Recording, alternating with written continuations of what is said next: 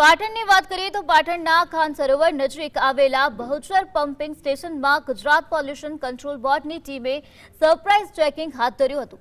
તપાસ દરમિયાન STP plant અને ક્લોરિનેશન સિસ્ટમ સંપૂર્ણપણે બંધ હાલતમાં મળી આવ્યા। શુદ્ધિકરણ કર્યા વિના ગંદુ પાણી સીધું મિત્રાસર તળાવ તરફ જતી સિંચાઈ કેનાલમાં છોડાતું હોવાનો ખુલાસો થયો છે।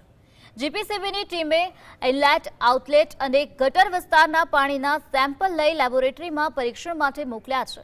ધારાસભ્ય કિરીટ પટેલે આ મામલે નગરપાલિકાની ગંભીર બેદરકારી ગણાવી જવાબદારો સામે કાર્યવાહી કરવાની માંગ કરી છે। આ બાબતે જવાબદાર સામે કાર્યવાહી કરી અને જે પણ લોકો પાટણના લોકોના આરોગ્ય સાથે ચેડા કરી રહ્યા છે, ગંદુ પાણી એ ગટરની અંદર છોડી રહ્યા છે,